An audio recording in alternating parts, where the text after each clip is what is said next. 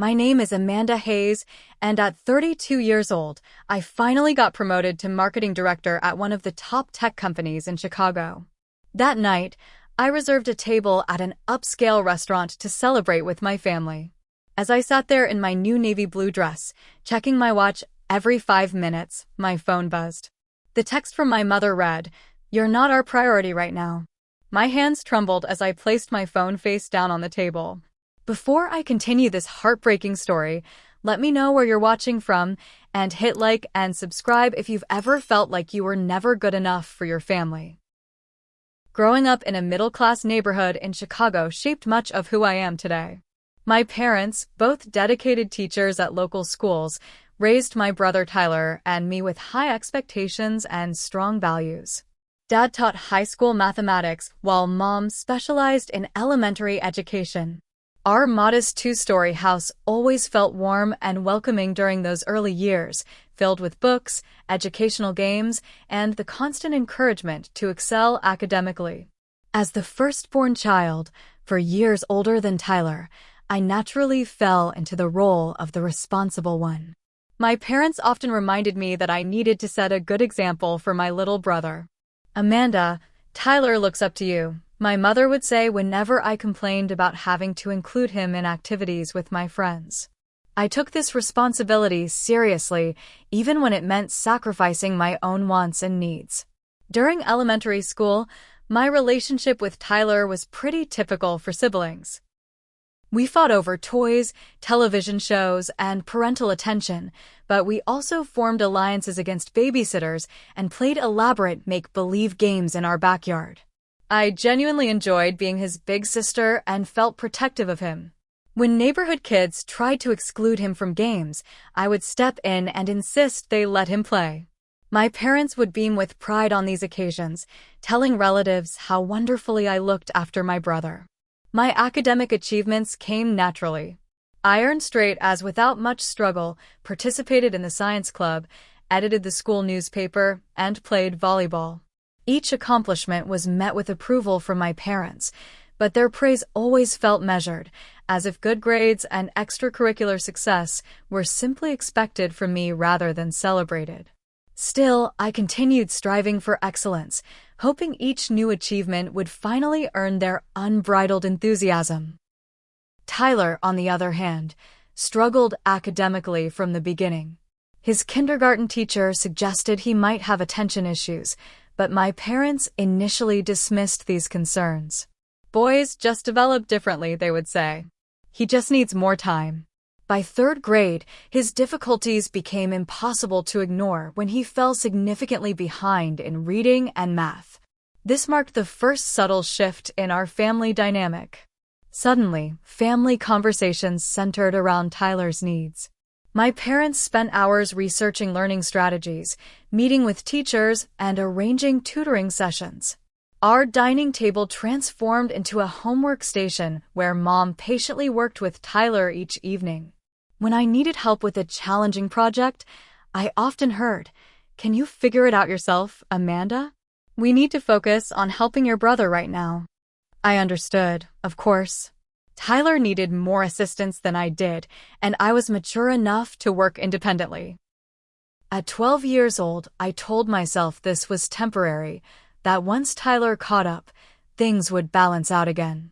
Looking back, I realized this was the beginning of a pattern that would define our family relationships for decades to come. By middle school, the contrast in how we were treated became more pronounced.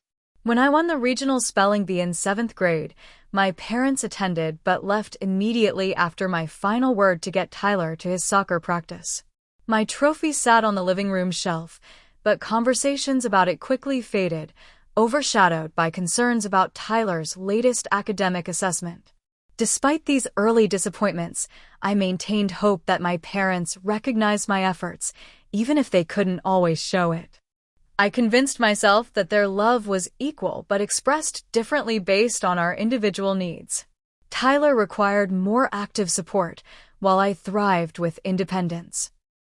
This rationalization helped me cope with the growing disparity in attention and affection. Throughout high school, I maintained my academic excellence while adding community service and student government to my resume. My goal was clear: earn a scholarship to Northwestern University and make my family proud. When I was accepted with a partial merit scholarship, my parents organized a small celebration dinner. For a brief moment, I felt like the center of attention. Dad toasted my success, and Mom showed off my acceptance letter to the neighbors.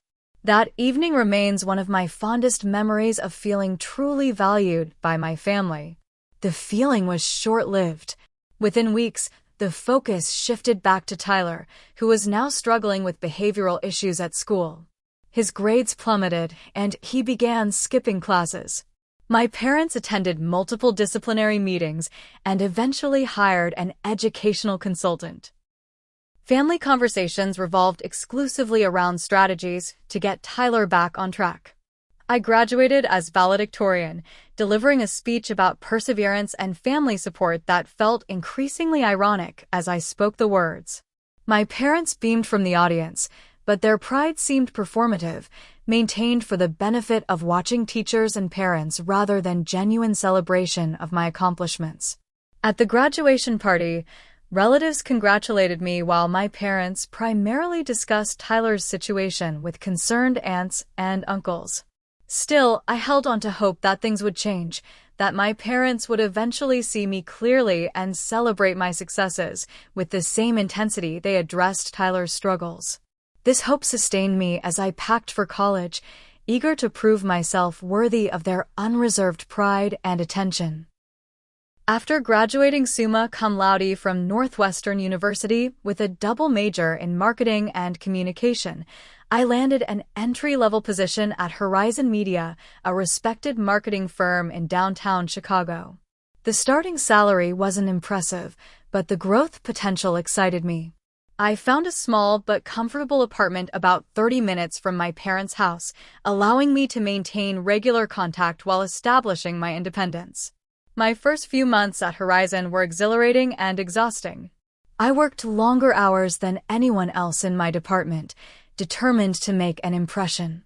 When I secured my first client presentation opportunity, I prepared for days, rehearsing in front of my bathroom mirror until every word flowed perfectly.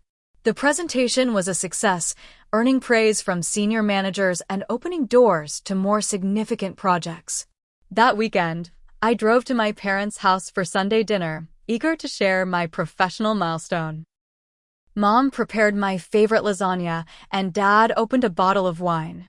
As we sat around the familiar oak dining table, I excitedly recounted the presentation and the positive feedback I'd received. "That's wonderful, honey," Mom said, serving a second helping of salad. "We always knew you'd do well." Before I could elaborate further, Dad cleared his throat. "Tyler has some news too. He's considering changing his major again." Just like that, the conversation pivoted away from my achievement and centered on Tyler's ongoing college saga. He had already switched majors twice in 3 semesters and was now contemplating a third change.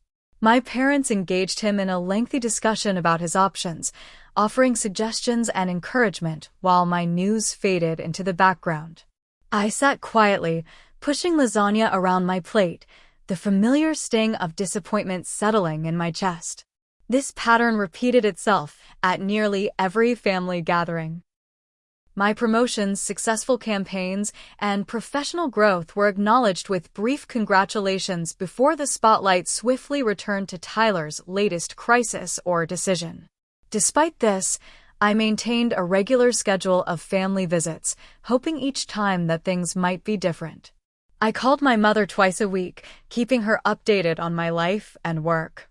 I remembered my parents' birthdays and anniversaries with thoughtful gifts and cards. I tried to build a relationship with Tyler outside our parents' influence, inviting him to lunch or coffee to establish a connection as adults rather than just siblings. Tyler rarely reciprocated these efforts. He would agree to meet, then cancel last minute with vague excuses. When we did get together, he dominated conversations with complaints about professors, roommates, or our parents' expectations. He rarely asked about my life or showed interest in my experiences. After several such encounters, I began to wonder if our relationship had ever been genuinely reciprocal, or if I had simply been fulfilling my role as the supportive older sister without receiving anything in return.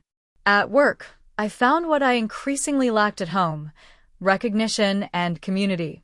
My colleague Jessica quickly became a close friend after we collaborated on a challenging campaign for a difficult client. She introduced me to Michael from the creative department, and the three of us formed a tight-knit group, meeting regularly for happy hours and weekend brunches. During one such brunch, after several mimosas, I found myself opening up about my family situation for the first time. Jessica and Michael listened attentively as I described the persistent feeling of being secondary in my parents' lives. "Have you ever directly addressed this with them?" Jessica asked, stirring her coffee thoughtfully. I shook my head. "I keep telling myself I'm being selfish." "Tyler has always needed more support. Needing support and completely overshadowing your achievements are different things," Michael pointed out. "Your accomplishments deserve celebration too." Their validation was both comforting and revelatory. For years, I had suppressed my feelings of hurt and neglect, convinced I was wrong to want more recognition from my family. Hearing my friends affirm that my feelings were legitimate brought tears to my eyes. "Maybe you should talk to them," Jessica suggested gently. "They might not realize how their behavior affects you." I considered her advice seriously, though the thought of confronting my parents terrified me. What if they confirmed my worst fear, that Tyler truly mattered more? What if they dismissed my feelings entirely? Still, as I approached my third year at Horizon and received a promotion to senior marketing strategist, I began to feel a growing resolve to address the imbalance in our family dynamic. The promotion came with a significant salary increase and more creative control over campaigns. My colleagues organized a surprise celebration at our favorite bar, complete with personalized cocktails named after successful campaigns I had led. Jessica toasted my brilliant strategic mind and unmatched work ethic, while Michael presented me with a framed copy of my first published industry article. I invited my family to join us later that evening, hoping they might witness firsthand how valued I was professionally. They declined, explaining that Tyler needed help moving into a new apartment that weekend. The contrast between my work family's enthusiastic support and my biological family's casual dismissal couldn't have been clearer. That night, surrounded by colleagues who genuinely celebrated my success, I realized something had to change. I could no longer pretend that the imbalance in my family didn't wound me deeply. Jessica was right. It was time for an honest conversation. The following Sunday, I arrived at my parents' house with determination threading through my nervousness. I had rehearsed what I wanted to say, practicing a tone that would convey my hurt without sounding accusatory. Mom had prepared pot roast, my favorite childhood meal, and Dad had football playing in the background. Tyler was absent, having canceled at the last minute due to study commitments, which surprised no one. After dinner, as Mom served apple pie, I took a deep breath and began. "I need to talk to you both about something that's been bothering me for a long time." The sudden seriousness in my voice made them both look up. Forks paused midair. "I feel like my achievements and important moments consistently take a back seat to Tyler's needs. I understand he requires more support sometimes, but it hurts when my accomplishments are barely acknowledged before the conversation turns to him." My mother's expression immediately shifted from concern to defense. "Amanda, that's simply not true. We've always been proud of you." "Of course we're proud," Dad echoed, setting down his fork. "But you've always been so capable and independent. You don't need our help like Tyler does." "This isn't about needing help," I clarified, my voice quivering slightly. "It's about feeling valued and celebrated. When I was promoted last month, you couldn't attend my celebration because Tyler needed help moving. But you've rearranged your schedules countless times for his needs." Mom's cheeks flushed. "That's completely unfair. You're a successful adult with a great career. Tyler is still finding his way. He needs our support more than you do right now." "He's been finding his way for years," I countered, frustration building. Meanwhile, my accomplishments get a quick, good job, before the conversation immediately returns to Tyler's latest crisis. "I think you're being selfish," Mom said, her voice hardening. "Your brother has struggled with attention issues and anxiety his entire life. Things that come easily to you have always been challenging for him." Dad attempted mediation. "Amanda, we don't love Tyler more than you. It's just that he requires more active support." "That's exactly my point," I replied, tears welling. "His needs always outweigh my moments of success. I'm not asking for more love. I'm asking for equal consideration." The conversation deteriorated from there. Mom accused me of jealousy, Dad suggested I was overreacting, and I found myself crying in the kitchen where I had once baked cookies with my mother on Sunday afternoons. No resolution was reached. I drove home feeling worse than before, wondering if I had permanently damaged my relationship with my parents by voicing my feelings. The next few months brought more evidence of the disparity I had tried to address. Tyler dropped out of college after 4 years of irregular attendance and multiple changes in major. Rather than expressing disappointment, my parents welcomed him back home, converting the basement into an apartment and speaking enthusiastically about this transition period in his life. Meanwhile, I successfully pitched a campaign to a major client that increased our agency's revenue by 20%. When I mentioned this achievement during a phone call with Mom, she listened for approximately 30 seconds before shifting the conversation to Tyler's new interest in photography and how they were converting my old bedroom into a darkroom for him. The most revealing incident occurred during my mother's 60th birthday. I had spent weeks planning a special celebration, booking a private room at her favorite restaurant, and coordinating with her friends from work and church. I ordered a custom cake replicating a photo of her childhood home and arranged for a pianist to play her favorite songs. Tyler arrived 45 minutes late, with no gift and clearly unprepared. He had forgotten the date entirely until I texted him that morning. Rather than expressing disappointment, Mom hugged him tightly when he arrived, saying, "I'm just so glad you could make it, sweetheart. I know how busy you've been." The double standard was impossible to ignore. Had I arrived late without a gift, there would have been questions and subtle expressions of disappointment. Tyler's minimal effort was celebrated as if he had moved mountains to be there. I watched my mother's interactions with him throughout the evening, noticing how she continuously checked that he was enjoying himself, introducing him to her friends, and making sure he had enough to eat. Later that evening, as guests began to leave, I overheard Mom talking to her sister. "Tyler made such an effort to be here tonight. He's been going through a rough time trying to figure out his path." Amanda organized everything, of course.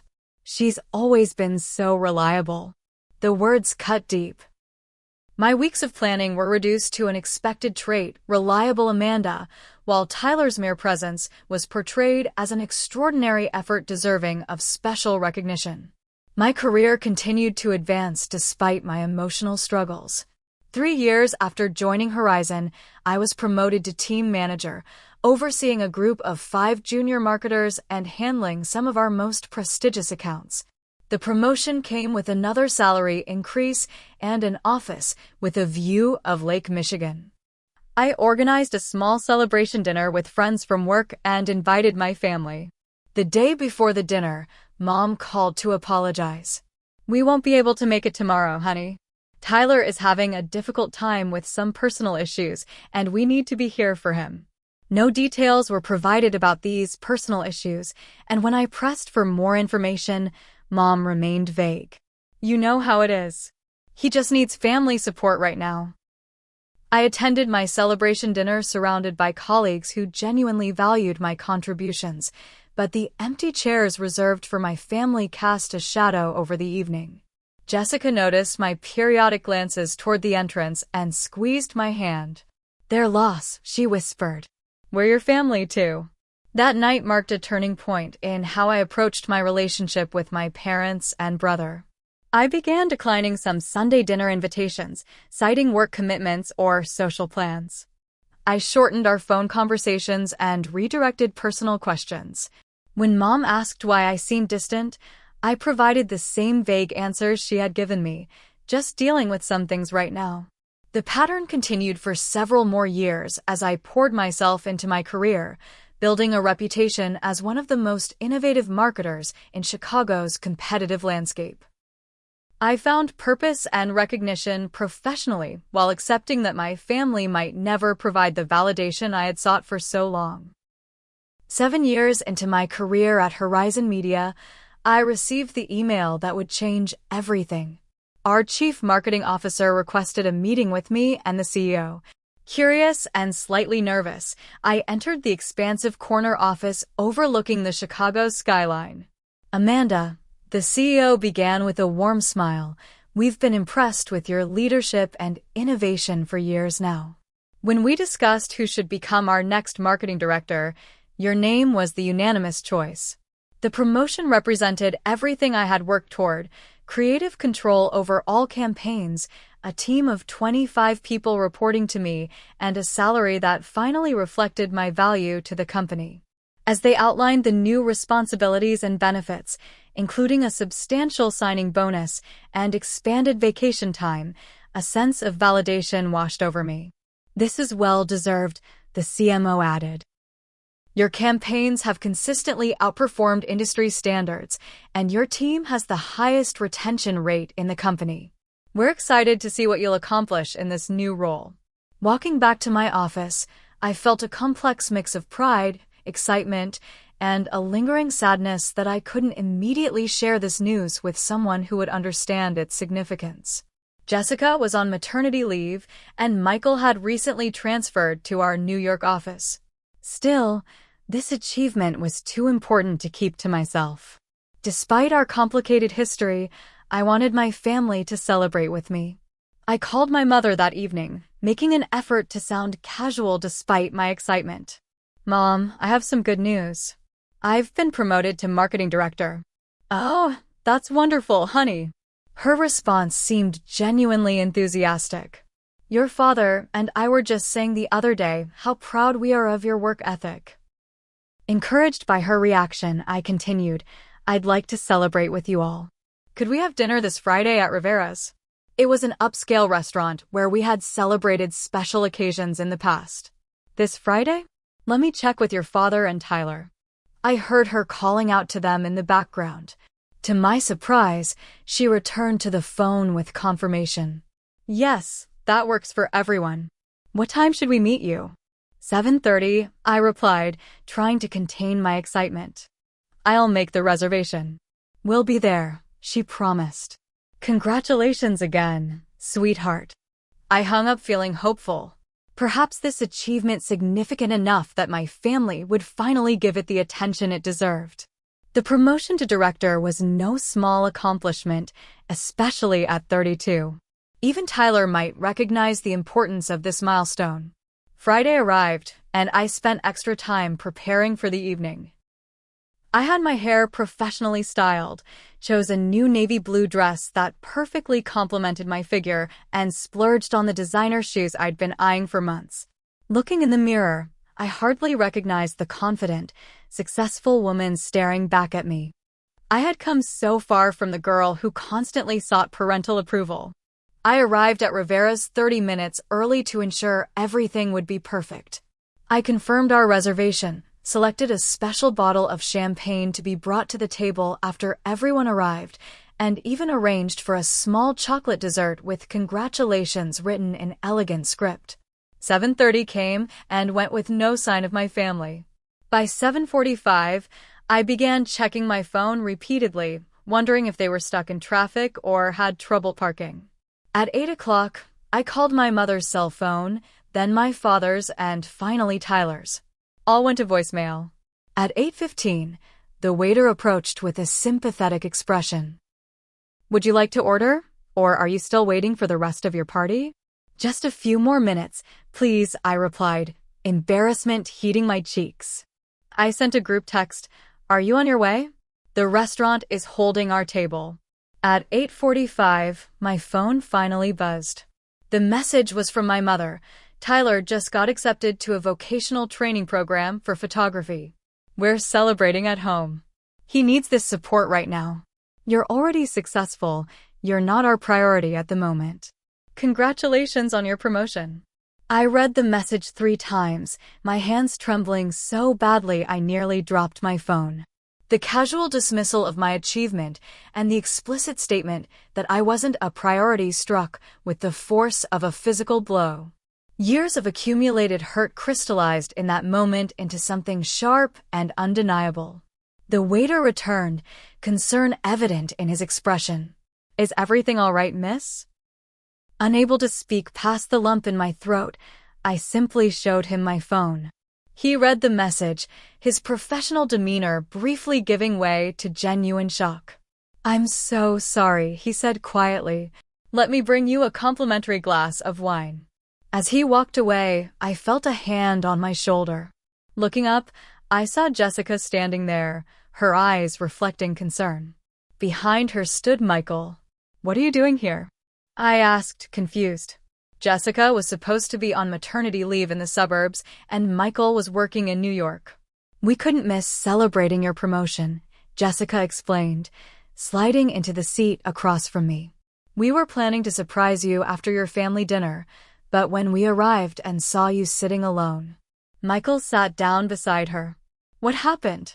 I wordlessly passed my phone across the table. They read the message, exchanging glances of disbelief. "That's..." Michael began, then stopped, apparently unable to find an appropriate word. "Unforgivable," Jessica finished for him. "Absolutely unforgivable." The validation of their outrage released something in me. Tears I had been holding back spilled over, and I covered my face with my hands. Jessica immediately moved to sit beside me, wrapping an arm around my shoulders. "I've spent my entire life trying to earn their attention," I sobbed. "Nothing is ever enough. Nothing I accomplish matters compared to whatever Tyler needs in the moment." "You deserve better," Michael said firmly. "What you've achieved is extraordinary, and anyone who can't see that doesn't deserve to be part of your celebration." The waiter returned with not 1 but 3 glasses of champagne. "Compliments of the house," he said, his kind eyes meeting mine. "And the chef sends his congratulations on your promotion." Complete strangers showed more regard for my achievement than my own family. The realization was both painful and oddly liberating. Jessica raised her glass in a toast. "To Amanda Hayes, the youngest marketing director in Horizon's history. Your talent, determination, and leadership inspire everyone around you, even if some people are too blind to see it." We clinked glasses, and for the first time that evening, I felt a genuine smile form. The restaurant staff, perhaps sensing the situation, provided exceptional service throughout our impromptu celebration dinner. The manager even stopped by to congratulate me personally, having overheard our conversation. As we finished our meal, I checked my phone again. No additional messages from my family. No apologies. No recognition that they had hurt me deeply. Just silence, which spoke volumes about their priorities. "What will you do now?" Jessica asked gently as we waited for the check. I considered her question carefully. For years, I had accepted my secondary status in my family, making excuses for their behavior and suppressing my own hurt. The explicit confirmation that I wasn't a priority had stripped away my ability to pretend any longer. "I think I need to make some changes," I replied slowly. "I can't keep hoping for recognition from people who have shown me repeatedly that they're unwilling to give it." Michael nodded. "Sometimes the healthiest thing you can do is step back from relationships that consistently hurt you, even when those relationships are with family." As we left the restaurant, I felt simultaneously drained and determined. A decision was forming in my mind, one that had been years in the making. After dinner, Jessica and Michael insisted on continuing our celebration at a nearby rooftop bar. Under the twinkling lights of the Chicago skyline, surrounded by friends who had flown in specifically to support me, I felt something shift inside me. The persistent ache of familial rejection began to transform into a clearer understanding of my worth independent of my parents' validation. To Amanda, Michael raised his glass, who creates her own light rather than living in someone else's shadow. The words resonated deeply. For too long, I had defined myself in relation to Tyler as the reliable sibling, the one who didn't need attention because I was already successful. I had accepted crumbs of recognition while he received the full banquet of parental support and concern. Jessica, always perceptive, noticed my thoughtful expression. "What are you thinking about?" "That I've spent my whole life trying to earn a place in my family that should have been mine by right," I replied. "And maybe it's time to stop trying." We stayed until midnight, reminiscing about our early days at Horizon and planning a proper celebration for the following weekend when more colleagues could attend. By the time we said goodbye, I felt stronger and more certain of my next steps. Rather than returning to my apartment, I found myself driving toward my parents' house. I wasn't planning to confront them. I simply needed to see something with my own eyes. As I pulled up across the street, I noticed all the lights were still on despite the late hour. Through the large front window, I could see my family gathered in the living room. My father was raising a glass in what appeared to be a toast. My mother stood beside him, beaming with pride. Tyler sat on the couch, looking pleased with himself. The coffee table was littered with cake plates and wine glasses. They were still celebrating Tyler's acceptance into a photography program, while my achievement had been dismissed with a text message. I sat in my car, watching this scene unfold, and felt a strange sense of clarity. This wasn't going to change. No matter what I achieved, no matter how hard I worked, I would always be secondary in their eyes. The realization was painful but oddly freeing.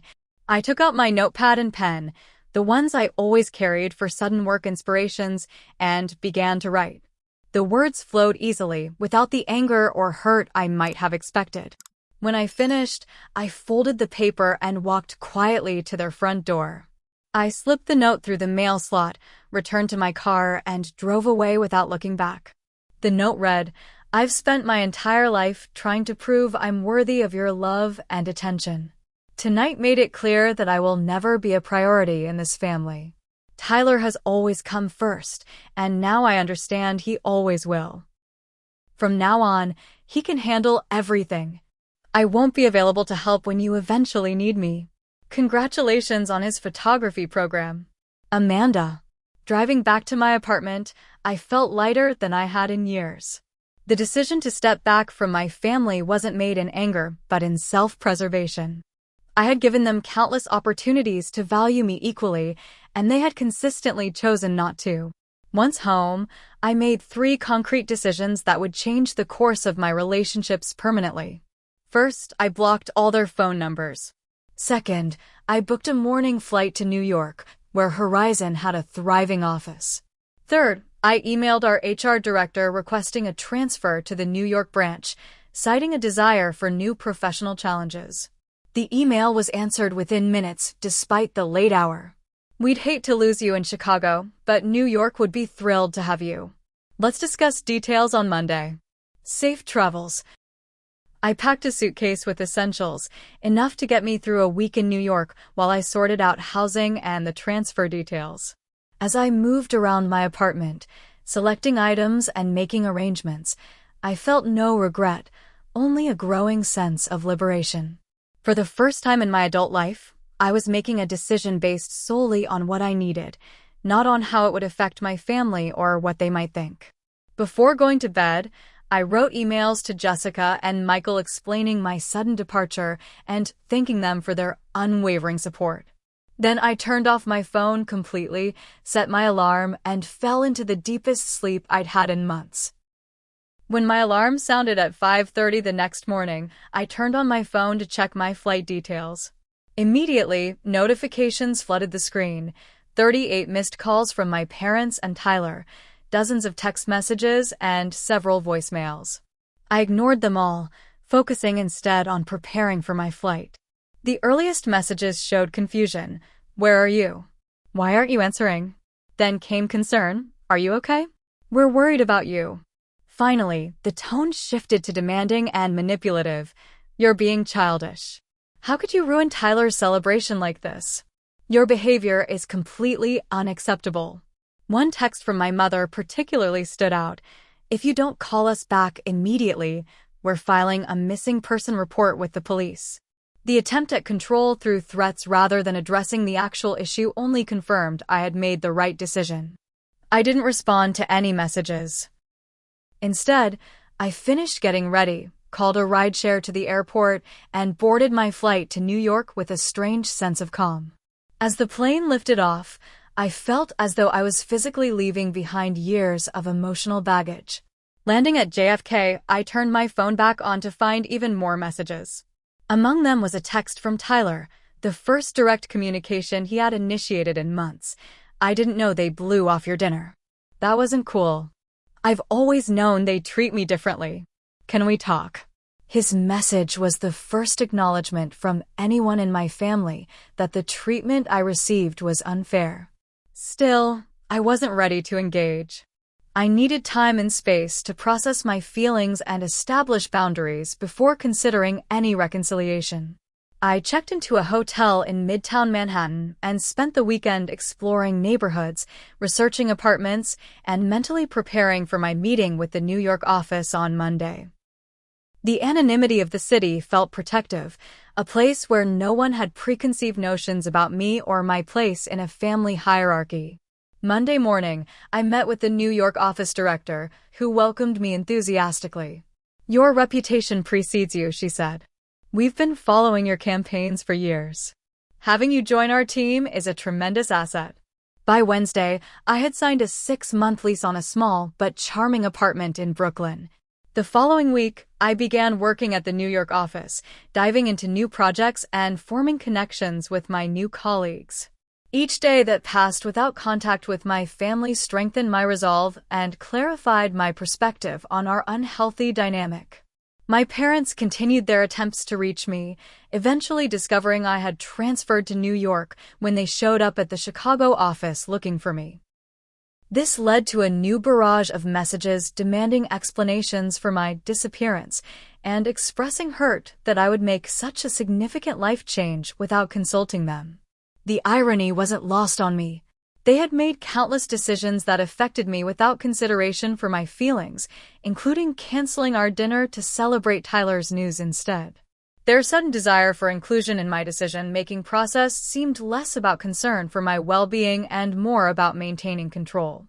3 weeks after my move, I received an email from Tyler. Unlike our parents, his tone was reflective rather than demanding. "Amanda, I've been thinking a lot about our family dynamic since you left. I never realized how unfair it was to you until I saw Mom and Dad's reaction to your note.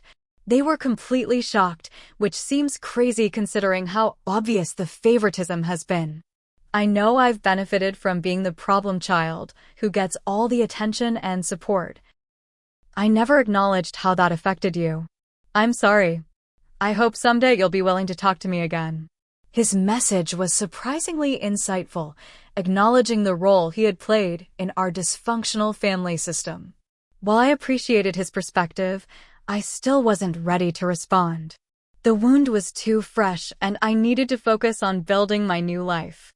In New York, I found unexpected opportunities for personal growth. Away from the shadow of family expectations, I discovered interests and strengths I hadn't fully explored before. I joined a weekly writing workshop, started taking weekend photography classes, and even tried rock climbing at a local gym. I also connected with a support group for adults dealing with family estrangement. Hearing others share similar experiences helped normalize my feelings and decisions.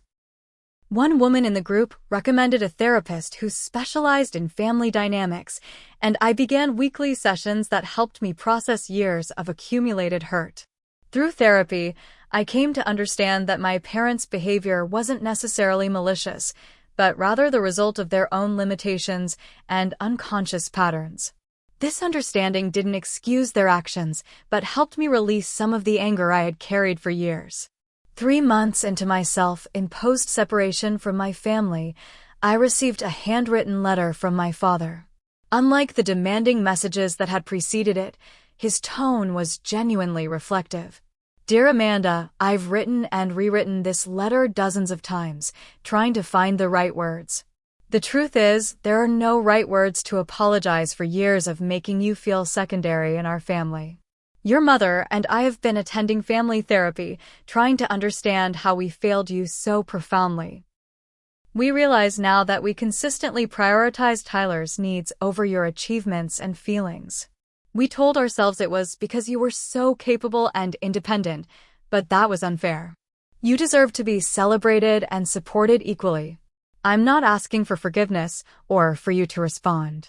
I simply want you to know that we recognize our failure and are working to understand how we can do better if you ever decide to give us another chance. With love and regret, Dad." I read the letter several times, noticing the absence of excuses or attempts to minimize their behavior. For the first time, my father acknowledged the pattern that had defined our family relationships for decades. I placed the letter in my desk drawer, not yet ready to respond but feeling a small shift in my heart. Life in New York continued to evolve in positive ways. My work received recognition within the company and the broader industry. I formed genuine friendships with colleagues and neighbors. I developed routines and habits that nurtured my well-being rather than depleting it. Each week in therapy, I explored different aspects of my family dynamics and their impact on my self-perception.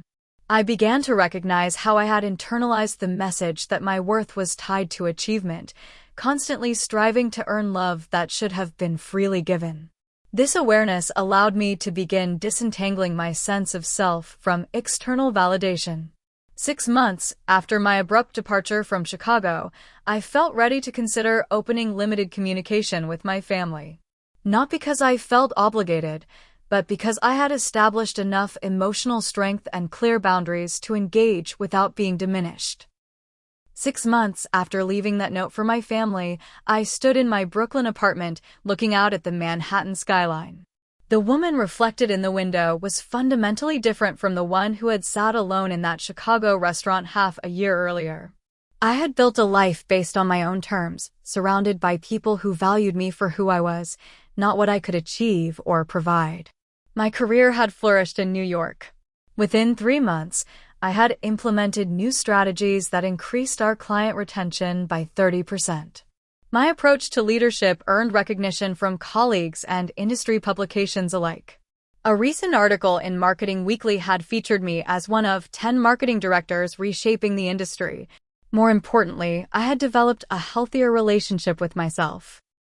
Through consistent therapy and the support group for family estrangement, I learned to recognize and challenge the deeply ingrained belief that I needed to earn love through achievement and reliability. I began practicing self-compassion and setting boundaries in all my relationships. After months of reflection, I decided I was ready for a mediated conversation with my parents. I contacted my therapist in New York, who arranged a video session with the family counselor my parents had been seeing in Chicago. We agreed to meet virtually, with both therapists present to ensure the conversation remained productive. The morning of our scheduled call, I felt surprisingly calm. My hands didn't shake as I opened my laptop and connected to the video conference. When my parents' faces appeared on screen, I noticed immediate changes. They looked older, more subdued. My mother's usually perfect appearance seemed less polished, and my father's confident posture was replaced by a slight stoop. "Amanda," my mother began, her voice quavering. "Thank you for agreeing to talk with us." Our therapists guided the conversation skillfully, ensuring each person had uninterrupted time to speak. I expressed how decades of unequal treatment had affected me, providing specific examples without accusation. My parents listened without defending themselves, a significant departure from previous interactions. When it was their turn to speak, my father went first. "We failed you," he said simply. "We told ourselves we were doing what was best for both our children, but we were wrong.